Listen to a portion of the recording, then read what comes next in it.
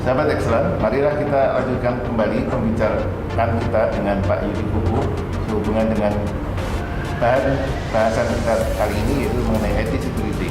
Pak Yudi, untuk korporasi sendiri, selain harus mengantisipasi terhadap seperti virus, lalu pencurian data, apalagi Pak yang perlu diperhatikan? Yang diperhatikan di korporasi adalah bagaimana memanage katakan perangkat mereka semua. Itu salah satu yang penting dari sisi operasional, karena memang operational cost bisa jadi lebih tinggi jika manajemen komputer atau manajemen datanya itu jelek. Itu yang cukup harus diperhatikan juga. Selain itu ya keamanan data tadi.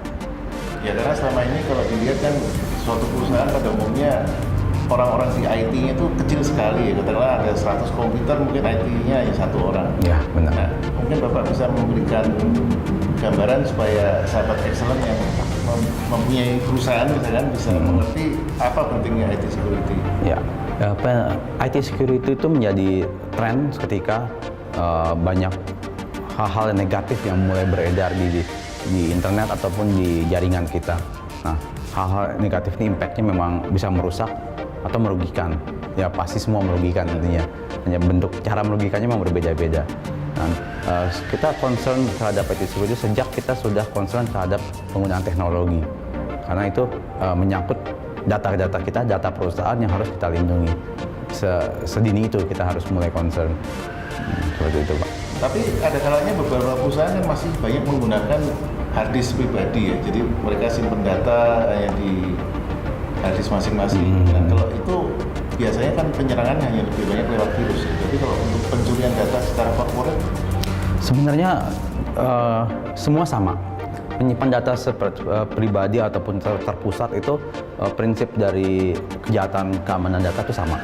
Karena namanya pencuri, dia akan mencari file itu entah di server atau di komputer pribadi.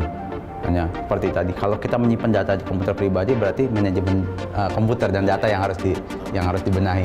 Namun kalau kita bicara IT security itu bisa mencakup semuanya. Itu juga harus diamankan yang pribadi, karena biasanya dia membawa USB dari rumah, mengambil ya pencurian data yang secara fisik yang pernah ditemui juga. Masalah mengambil data dari kantor dibawa pulang, itu juga harus ada proteksi seperti USB-nya biar tidak bisa diakses, atau read only, jadi tidak bisa ditulisi. Itu juga penting. Physical security lebih ke sana. Ya, karena kalau seperti data-data seperti itu dengan USB itu sih bisa diakalin juga ya, kalau dia file itu dia transfer dia lewat internet juga bisa keluar. Ya, memungkinkan. Ya, memang banyak faktor yang harus dilindungi dari sisi teknologi ya. Selain yang paling utama sebenarnya ada kesadaran dari setiap individunya, setiap pengguna komputer, dan kalau kita bicara perusahaan ya mungkin owner dari perusahaan tersebut agar tahu juga kalau data itu sangat riskan untuk keluar ataupun masuk, baik itu data pencurian data secara fisik ataupun secara malware tadi, Pak. Tapi secara data yang Bapak mungkin miliki, kesadaran dari owner-owner perusahaan terhadap IT security ini sampai seberapa tinggi? Dari data yang kita lihat, pengguna komputer di Indonesia itu masih rendah. Sesuai data dari IDC pun atau BSA kita masih tertinggi di katakan bajakan. Itu salah satu concern terbesar di IT security, karena sebuah software biasanya akan melakukan patching. Baik itu operating system ataupun aplikasi itu melakukan patching, update terhadap kekurangan sebelumnya sehingga menjadi lebih aman. Itu yang harus dilakukan. Jika kita menggunakan aplikasi atau OS yang tidak termaintain atau terbajakan tadi, itu biasa tidak bisa mendapatkan patchingnya. Itu sangat riskan. Jadi sampai ke IT security pun orang masih berani main-main dengan bajakan, Pak? Ya. Ada data terakhir kita menunjukkan 8 dari 9 komputer di Indonesia itu masih bajakan. Padahal mereka sendiri menyadari betapa pentingnya data-data yang mereka miliki. Iya. Tapi mereka masih berani main-main dengan bajakan.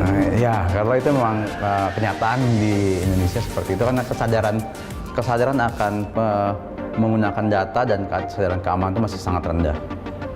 Atau kalau kita berpikir sebaliknya, apakah karena pencurian data dan lain-lain di Indonesia masih belum terlalu banyak?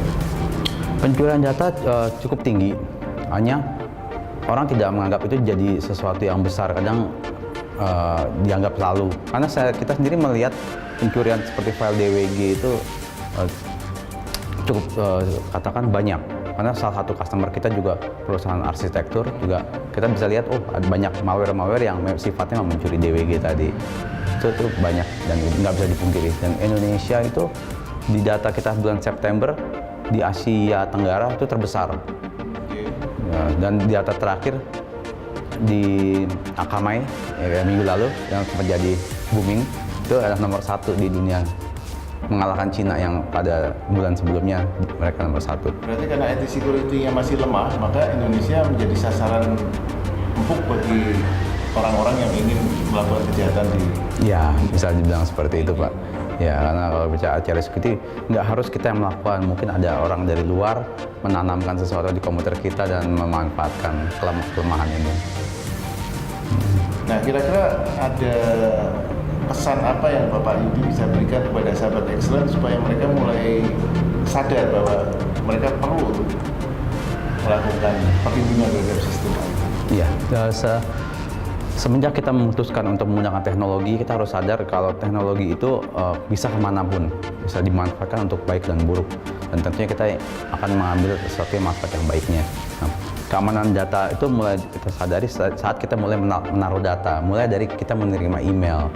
Ya, kita menerima email berarti kita menerima semua email yang ditujukan ke kita, baik itu spam, email yang memang dari relasi kita ataupun malware. Kita harus sudah aware kalau di situ ada celah yang harus ditutup dan harus dibenahi. Saat itu pula kita harus mulai menerapkan keamanan data, mulai dari anti malware, patching operating system, patching aplikasi seperti itu. Meriset dan mengimplementasikan di perusahaannya itu yang peran yang sangat penting dia sebagai seorang manajer di dunia IT. Nanti katakan stafnya bisa dapat melakukan implementasi sesuai dengan arahannya. Jadi dia akan mendapatkan sebuah solusi yang terintegrasi. Baik, sahabat Excellent, pembicaraan kita cukup menarik pada hari ini. Namun kita harus jeda sejenak untuk break komersial yang akan lewat.